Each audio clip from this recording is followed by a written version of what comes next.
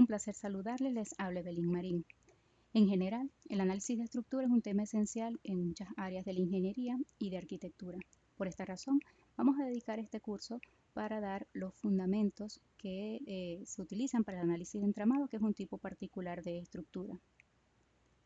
El objetivo del curso es que podamos definir cuáles son las características de los entramados en contraste con otro tipo de estructuras como las armaduras y las máquinas.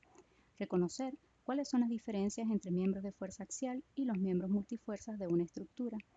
Y finalmente, determinar a partir de un ejercicio las reacciones en algunos pasadores de un entramado.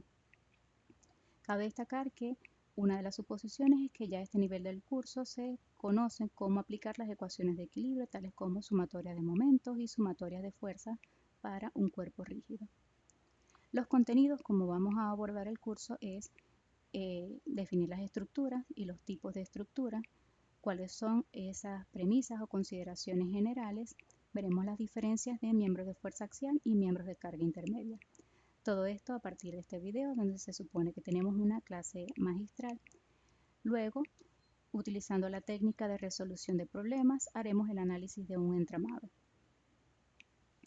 Las estructuras se definen como sistemas de partículas que conforman un cuerpo rígido, es decir, que no se deforman ante la aplicación de fuerza.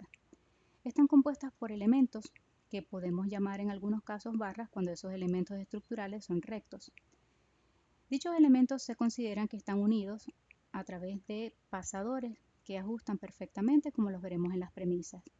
Las funciones para las cuales se diseñan las estructuras varían desde soportar cargas mecánicas hasta transmitir fuerzas. Tipos de estructuras. Uno de los más sencillos, podemos decir que están en la categoría de las armaduras o cerchas. Hay muchas clasificaciones, aquí vamos a presentar una de las más sencillas. Las armaduras se dice que son estructuras estacionarias y que están totalmente restringidas, o sea que se pueden analizar aplicando las ecuaciones de equilibrio estático. La función para la cual se diseñan las armaduras suelen ser para soportar cargas mecánicas. Y la premisa o la suposición que tomamos para poder clasificar una armadura es que todos los elementos son barras que están sometidas nada más a dos fuerzas. Estos elementos se conocen como miembros de fuerza axial. El segundo tipo de estructura es en el que vamos a hacer énfasis, que son los entramados o también llamados armazones. Son estructuras estacionarias totalmente restringidas, igual que las armaduras, tienen la misma función que una armadura. Como aparecen en las imágenes, se utilizan para soportar cargas mecánicas muy comunes en sistemas de construcción o en sistemas mecánicos. La característica que la diferencia es que los entramados deben poseer al menos un elemento sometido a más de dos fuerzas. Los elementos sometidos a más de dos fuerzas se conocen como miembros multifuerza o elementos de carga intermedia. El tercer tipo de estructura en esta clasificación se denominan máquinas, como las imágenes que podemos ver. A diferencia de las armaduras y los entramados, las máquinas se utilizan para transmitir y modificar fuerzas, por ejemplo para elevar cargas en el caso de la retroexcavadora. Poseen en términos generales partes en movimiento, aunque el análisis estático se hace suponiendo que la estructura se encuentra en reposo. Al igual que los entramados, las máquinas deben poseer al menos un elemento sometido a más de dos fuerzas. ¿Cuáles son esas premisas que nosotros vamos a considerar para simplificar el análisis de las estructuras? En primer lugar, supondremos que el peso de los elementos estructurales es mínimo en comparación con las cargas que está soportando. Muchas veces las estructuras se fabrican de materiales que son livianos, como por ejemplo el aluminio, con la finalidad de que el peso mismo de la estructura no supere las cargas que soportan. Otra de las suposiciones es que las uniones o juntas se dan a través de pernos lisos que ajustan perfectamente. Estos puntos donde se unen o conectan más de dos elementos los vamos a llamar nudos, o también, haciendo la analogía con circuitos eléctricos, se les suelen denominar nodos. En la práctica, las uniones se dan de manera normalmente más rígidas, más complejas, como por ejemplo soldaduras o remaches, que nosotros simplificaremos a través de un pasador. En el plano, por ejemplo, el pasador se representaría de esta manera, como un punto. En el plano, el movimiento que permite el pasador sería el de rotación en el eje perpendicular a dicho plano, pero restringe el efecto de traslación. ¿Cuál es la diferencia entre los miembros de fuerza axial, que también se le llaman miembros de dos fuerzas, y los miembros de carga intermedia, que se le conocen también como miembros multifuerza. Veamos este ejemplo. Si analizamos la barra 1, suponiendo que los elementos 2 y 3, que están conectados en los nodos B y A respectivamente, son miembros multifuerza, vemos que la barra 1 es un miembro de fuerza axial o miembro de dos fuerzas, porque solamente soporta conexiones en los extremos, es decir, solo tiene dos puntos de aplicación de fuerza. Para que la barra 1 se encuentre en equilibrio estático, necesariamente las fuerzas resultantes que se generan en los puntos A y B tienen que ser iguales, opuestas y colineales. Al tener igual magnitud, representa entonces una sola incógnita que tendríamos que calcular. La nomenclatura, cada autor utiliza nomenclaturas diferentes. Nosotros, por ejemplo, vamos a emplear simplemente las letras en orden alfabético donde están actuando las fuerzas. Así, por ejemplo, para la barra 1, que está definida entre los puntos A y B, llamaremos a la fuerza AB. Para un miembro axial, si las fuerzas están entrando en los extremos del elemento, se dice que éste se encuentra a compresión.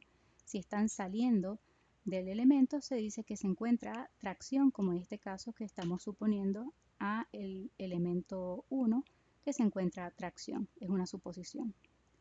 En este otro ejemplo, es un caso similar, solo que ahora a la barra 1 le colocamos una fuerza intermedia, en este caso conocida, con valor de 150 newtons. Nuevamente suponemos que las barras 2 y 3 son miembros multifuerza. En este caso, la barra 1 tiene puntos de aplicación de fuerzas en A, en B y en la parte intermedia. En esta razón ya no podemos decir que las fuerzas que se generan en A y en B son iguales, opuestas y colineales, porque la presencia de esta carga intermedia haría que no se cumplan las ecuaciones de equilibrio. De manera que, para que se cumplan las ecuaciones de equilibrio, las resultantes que se generan en A y en B son fuerzas de magnitud y dirección desconocida. En el plano, una fuerza de magnitud y dirección desconocida puede ser representada a través de dos componentes rectangulares. La nomenclatura que utilizaremos para las fuerzas de un miembro de carga intermedia sería la letra del pasador, seguida del número del elemento y luego las componentes que lo definen. Por ejemplo, para la barra 1, en el pasador A, las reacciones que genera serían A1X, A1Y, y en el pasador B, en la barra 1, se llamarían B1X, B1Y. En este caso, estamos suponiendo los sentidos. Veamos el siguiente ejemplo. En este entramado, en el plano que estamos viendo, se piden calcular las reacciones F4X, F4Y. Como se observa, la barra 4 es un miembro multifuerza por la presencia de esta carga intermedia, es decir, que en el nodo F me piden calcular las reacciones F4X, F4Y que ahí se generan, así como el valor de la fuerza CE. Por el nombre que observamos, esto corresponde a una fuerza axial. Evidentemente, la fuerza CE corresponde a la barra 6, que es un miembro axial. En este caso también vamos a suponer que la tensión está actuando sobre estas poleas que se consideran lisas, por ende su magnitud se transmite igual en todos los puntos. Vamos a trabajar la fuerza en kilogramos de fuerza, como es común en muchas disciplinas. A veces en ingeniería civil se trabajan las fuerzas no en newton, como lo dicta el sistema internacional, sino en kilogramos de fuerza. Uno de los primeros elementos que se suele analizar en un entramado son las poleas. Por ejemplo, si estudiamos la polea número 5 y queremos representar las fuerzas que aplican los demás elementos en el pasador, tendríamos la barra 4 es un miembro multifuerza, generaría dos componentes de normal que no se conocen, serían dos incógnitas, más la fuerza que genera la barra 6, que al ser un miembro de fuerza axial genera una incógnita llamada CE. En ese caso aparecerían tres incógnitas concurrentes y no las podríamos determinar. Cuando eso ocurre, podemos optar a otro tipo de análisis que se denomina un análisis de manera conjunta. En el análisis de forma conjunta, se suele suponer que sacamos el pasador del estudio y vamos a representar, ya que el pasador ahora quedó externo, puedo representar las fuerzas externas que le aplica el pasador al elemento que se estudia. El pasador generaría dos componentes de normal, es decir, una fuerza de magnitud y dirección desconocida, y serían entonces la fuerza que le aplica el pasador E a la polea 5. La llamaríamos E5X, E5Y. Por tercera ley de Newton, la fuerza que le aplica el pasador a la polea tiene que ser la misma que le aplica la polea al pasador, pero en sentido contrario. Entonces, ahora con dos incógnitas, podemos aplicar las ecuaciones de equilibrio, que serían sumatoria de fuerzas en X y en Y, ya que no podemos aplicar sumatoria de momento porque las incógnitas son concurrentes. Obtenemos los valores de E5X, E5Y. Brevemente, la sumatoria de fuerzas en X sería menos 5 por coseno de 46,86 más E5X igual a 0, se despeja E5X. La sumatoria de fuerzas en Y, 5 seno de 46,86 más E5Y menos 5 igual a 0, se despeja E5Y. Podemos analizar a continuación la barra 4. La barra 4, en el extremo superior decidimos hacerlo de manera conjunta, es decir, para no generar muchas incógnitas, solo vamos a representar las componentes de la resultante que le aplica el pasador F a la barra 4, ya que son las fuerzas que se desean calcular. Suponemos los sentidos de F4X y F4Y, como se muestra en la figura. Y en el otro extremo, ya que conocemos las fuerzas que le aplica el pasador a la polea 5, simplemente le cambiamos el sentido, que serían las que le aplica la polea 5 al pasador E. Aparecen representadas en color rojo, que son E5X y E5Y, ya son conocidas. Además, también está actuando la barra 6, como es un miembro axial, genera la fuerza CE, cuyo valor se desea calcular. Las tres incógnitas que aparecen en el ejercicio, representadas en color azul, las podemos determinar con las ecuaciones de equilibrio, con sumatoria de momento en F, que es donde concurren más incógnitas, obtenemos CE, y con sumatorias de fuerzas en X y en Y, conseguimos los otros valores que se solicitan, que son F4X y F4Y.